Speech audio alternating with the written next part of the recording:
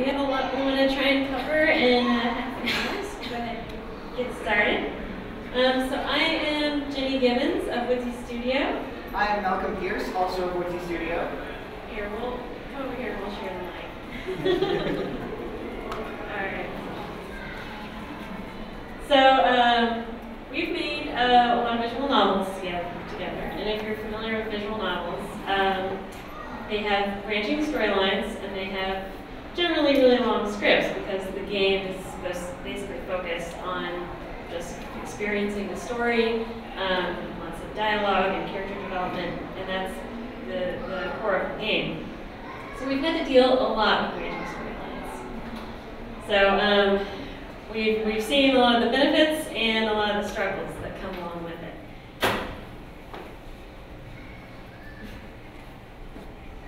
So here's where we're asking, why do you want to build a branching narrative? As anybody who's ever written a story knows, it's always way easier to write one story than it is to write a bunch of stories. And writing a branching narrative is kind of like writing a bunch of stories, just with all the same starting point.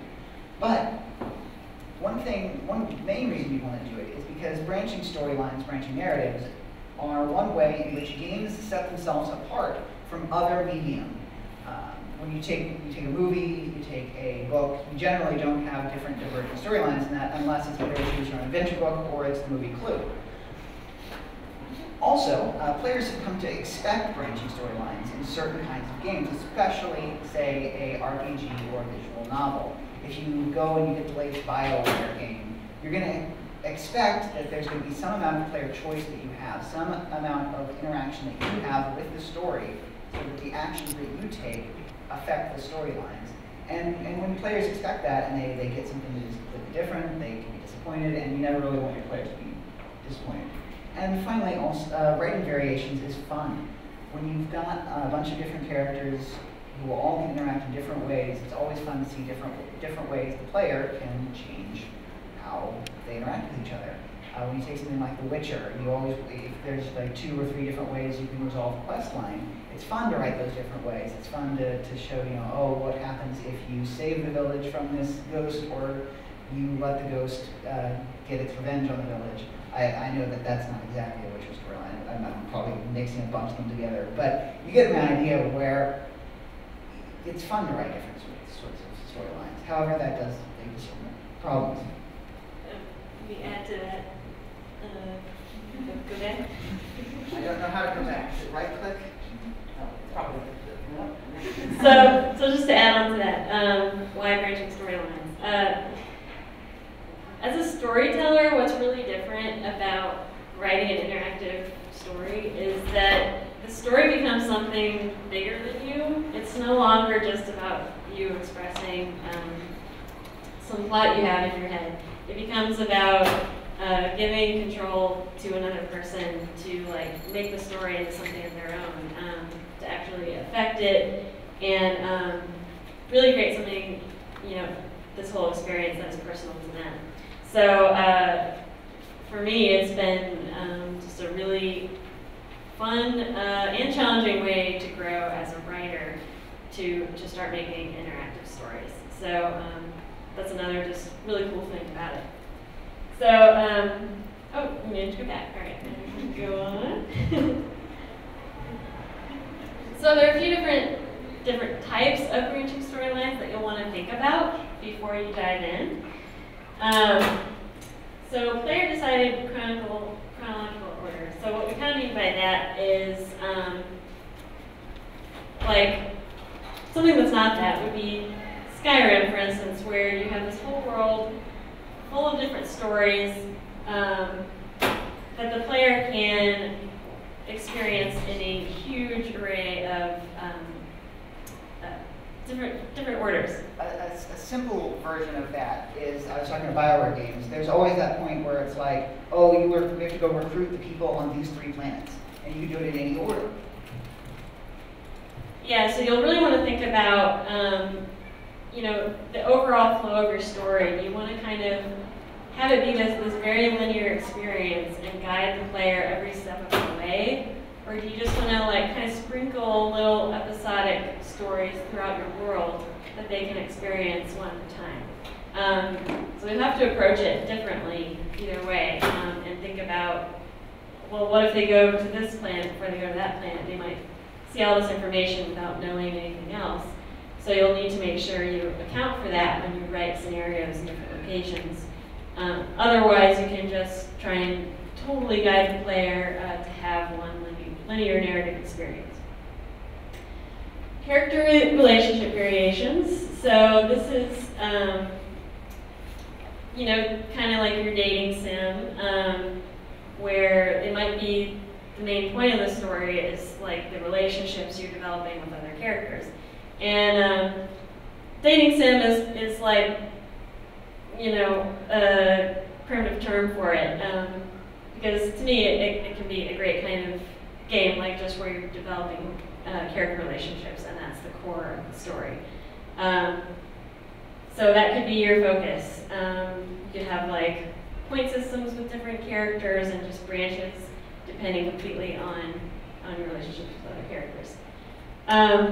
Flavor choices, where really you're just making the player feel like they have it control, but you have a very linear path for them to follow. So really you're just kind of like mixing a few scenes up with the choices. And then multiple endings. For me, a lot of satisfaction for both the player and the writer comes from having some sort of significant different ending branches to your story. So maybe if you've made certain choices, this character dies or doesn't die. And I've actually found that if you think at the beginning about your significant ending branches, that it's really helpful to just kind of funnel everything else into different endings that you see in your head and have things diamond towards a certain ending. So it's really helpful to think about that. And it's a lot of work, but I think it's worth doing to try and do some significant multiple endings in your story. Real quick on the flavor choices, it sounds kind of bad, like, oh, we're giving false choices to players, but what we're actually doing is sort of allowing the player to have an agency in how the character in that world would respond to things. And like I talked about before, the different ways that you can solve a quest line in Witcher, whether you are letting the village survive or you're letting the ghost have its revenge. That's a major choice in the narrative that doesn't really affect the rest of the narrative. It affects what you think Geralt would have done in that situation. And I think those are really important to have in the game, because it's not, every choice that you make isn't going to be world altering. It's not going to alter the endings. It may not even alter the character relationship variations. But it's still a way you are affecting how you perceive that character in the world. And having those, along with the important ones, is an important feature. All right. Now, with branching storylines come certain concerns, especially when we're talking about branches that are not these little flavor choices that don't further affect the narrative going on. The first is having an inconsistent main character. If you have a character, if you're giving a lot of choice to the player, you're actually allowing them to play the character inconsistently, and that can really mess up your storyline. The best kind of example I can think of this, and granted this is not really a game of branching storylines, is Grand Theft Auto 4.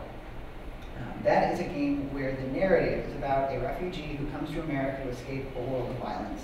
And all of the storyline in that game is focused on this guy who wants to get out of a violent world.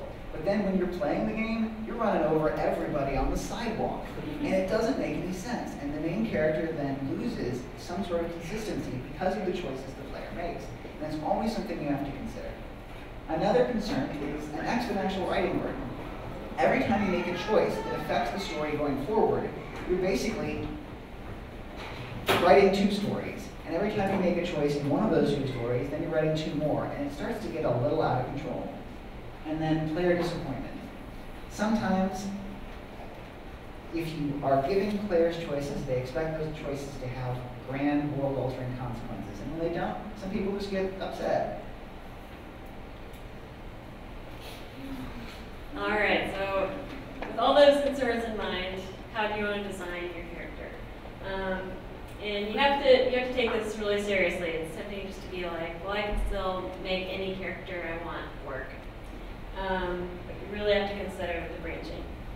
So one approach is to make your main character can be a cipher, where, do you want to talk about being a cipher character? Ouch. No. I remember you had some good points about that. A cipher character is one where the player is essentially the character. You see this in a lot of the best way, back to the words dating sims. You see this in a lot of games where, like, I guess the only way to put them is like, think of the harem dating sim, where you have the really average looking boy who wakes up in the Japanese hotel with all the 8 women he can date, and the main character has literally no personality. His personality is literally whatever the player wants to do. He's a cipher. A lot of branching storylines, games that have branch storylines, are cipher main characters. Another good example is like a Fallout. You can make your character whatever. There's no real backstory for them except, oh well, they have to go out into they have to leave the vault and go out into the wilderness. Sometimes these cipher characters have amnesia, which lets you away with a whole lot of different things. So the cipher main character can be a really boring kind of character, but it also can let you go just really wild with the sort of thing, the choices that they make, and you're kind of leaving it up to the player to make their character consistent. Yeah, so it gives you flexibility, but kind of limits your character, like just not having quite as much flavor. So I really like to take the approach of making your main character sort of a wild card, where their personality is such that they make a lot of kind of sporadic, irrational decisions, and like part of their personality is being inconsistent, like maybe lack of commitment. That's a really fun character to do. We definitely took that approach with Echoes of the Fae, like having our main character, Sophia, being someone who's just like her whole philosophy is getting the most out of life, trying to have fun, doing whatever she feels like at the moment. And that just gives us a whole lot of freedom, like the player can just make spur of the moment decisions, and it kind of fits with her character. And like with Seraphina's Crown, we had a character named Odell, and her whole path through the game was trying to figure out who she wanted to support as a monarch for the kingdom, and which god she felt. This is a world where you have different gods and goddesses that represent different emotions, and so each choice you made gave you a point with a certain god of emotion. So you were sort of building her character towards both a relationship with the next monarch and a relationship with this deity of emotion. So her whole thing was she was a little bit of a blank slate that you were helping develop. So I guess kind of a mix between her cipher and wild card. So the other option is, like, you really have a set character in your mind that you want to have play out. If so, you just really need to make sure you limit your choices to be consistent for that character. Because otherwise they will lose their voice because of if you give them too big choices the player can make. So that is one way to approach it if you have a very specific kind of personality in mind for your main character. A couple of examples for the wild card. Remember when I talked about Grand Theft Auto 4 and how that was really a problem with the storytelling? Well, one thing that they did in 5 to fix that was they had one of the characters be Trevor. And Trevor was actually your player who goes and runs over people on the sidewalk. And so they sort of built in the inconsistency, the sort of violent nature of the game into the character and made him a wild card like that, where he could go off and do anything, and it made sense. An example of choices being limited to things that make sense for the character, the best thing I can think of is probably Mass Effect. And I know that there's always the Renegade and Paragon options in Mass Effect, but both of those always lead to the same essential decision of saving the world. Shepard's always going to try and save humanity, but how he does it, he can either punch somebody in the face or try and talk them down. Yeah, we were also talking about Witcher 3 as another example of kind of a limited character path that makes sense, because he's definitely got a personality, but the game just, it does sort of limit your choices into things that he would do. Most importantly, you're just pretty much always solving mysteries, which is of course just what he does. So it's limited without feeling that way. So mitigating choice madness. I will tell you that you will start out with all these grand ideas of all these branches you want to make, and you'll be like, yeah, I don't want to write one of those games that's just fooling people into thinking everything's changing. I really want to write a lot of branches. It gets out of hand really fast, and you may never finish. And it's more important, you want to finish. So take one path at a time. Include choices that affect very small moments, immediate reactions, one future reaction. So, you can help make the player feel and know they're making a difference by just a few lines of dialogue here and there. So one little branch here once they've made a decision, and then later on you remember that, and you have a few more branches for whatever choice they made at that point. But you diamond back where you can. And for the whole big branches of the story, you definitely want to diamond back where you can. And this is sort of a weird thing too when you're writing and also developing a game. The whole game development gets out of hand when you have too many branches, too many different things you have to test. Like it's not only a strain on you as a writer, it's a strain on the whole game, making it bigger and more complicated to develop. So you want to diamond back where you can. This is back to what I kind of said about having multiple endings that you funnel your paths into. So for Quantum Conscious was where I probably did this the most. Like early on, I picked out 4 different endings. You could either side with the Freedom Organization, you could side with the bad guys, you could side with this one particular character who was kind of evil, but you would just pick him and not the whole evil organization. And then another one where which is basically the worst ending, where you just have not made any commitments and he doesn't really, kind of end up alone at the end. But I was able to take a large variety of decisions the character had made and funnel them into one of those 4 endings. So that was probably one of my favorite ways to try and control all the different little branches the story had, was funneling them into those specific endings. Definitely keep track of it. Lists and outlines are your friend. It gets out of hand really fast, so make sure you keep track as you're going of the choices and their different outcomes. And one thing, as far as diamond back, you can do where you have a lot of choices that only make one choice in the end. And the best example I can think of that is when we go back to talking about how one kind of branching storylines is character relationships, and whether a character likes you or not, likes you, hates you, doesn't really have an opinion of you. And you can have 10, 20, 30 choices in the game that all affect that character's opinion of you. And all those are little meaningful choices like the flavor choices we talked about, but then lead to an ending variation based on your relationship with that character. In Echoes of the Fae, we have a police inspector who is a sort of a foil to the main character, Sophia. And how cooperative you are with him throughout the game influences how he treats you at the end. And one of the things we talked about was we don't want to make the players upset.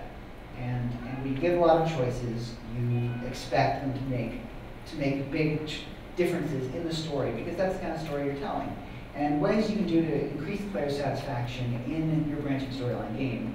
The first is to provide feedback that tells players when they've affected the story.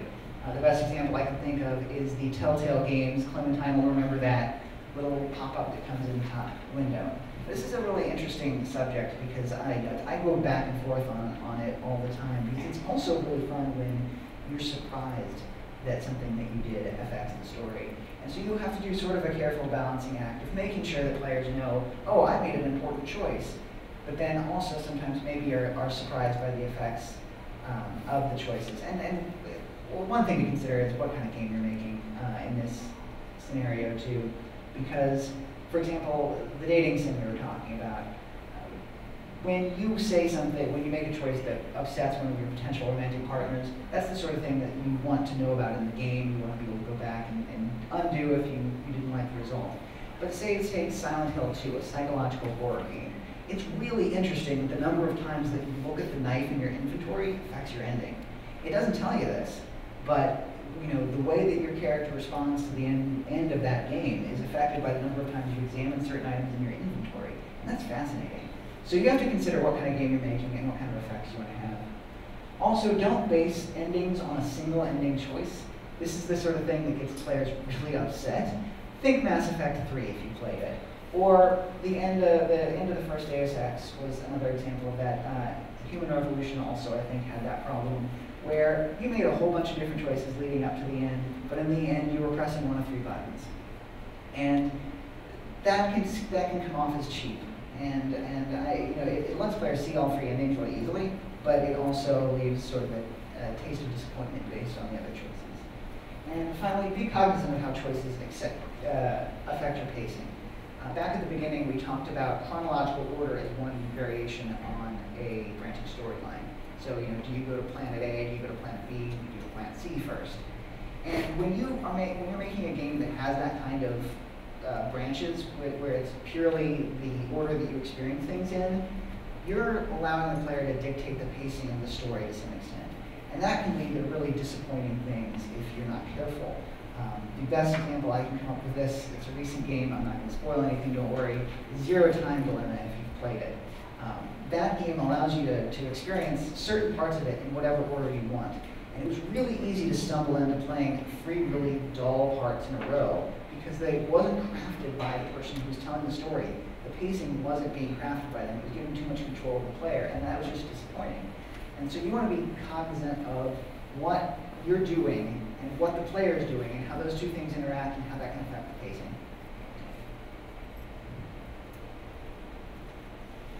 So any questions? Has anyone here tried to write a branching narrative before? Yeah? Yeah, it's fun. Did you guys mention Inkwriter? Mention what now? Inkwriter. It's an online writer. If anyone, nope, I can't remember the games that were made with it, but it's if you get into it, it's really it has really helped me to keep track of a storyline, because it allows you to make branches and make different decisions. And then as you make those decisions, you can also make decisions branch back and become, as you guys were talking about, making a branch into the different, like 4 different endings or stuff like that, or have 2 decisions lead you to a similar spot, but it will allow you to keep track of the differences.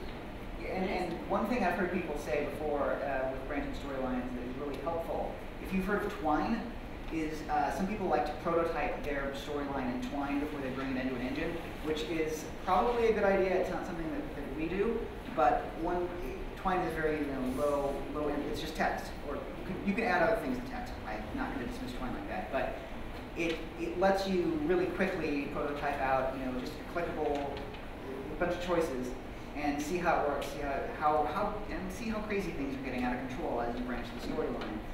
I've done a Twine game where things got way out of control, and I was like, oh, this is going to be a 1-week project, and it ended up being like a 1-month project.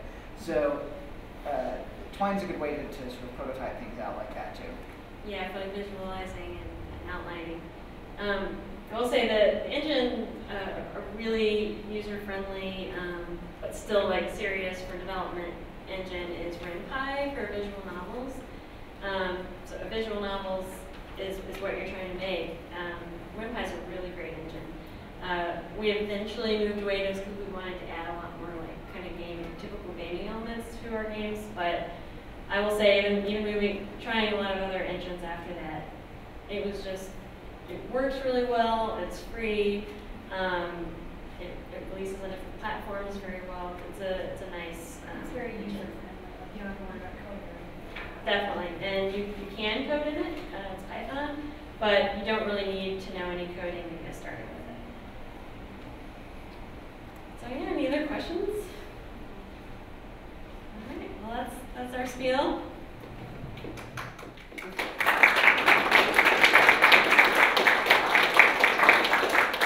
If you do have any other questions for us, this is our contact information.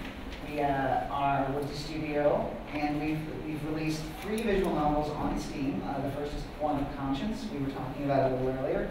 And that one, just a little interesting side note, that we actually don't have any player choices in that one, except you can always read the minds of the characters in the scene with you. And your character will respond to how, based on the information that you get from reading the mind.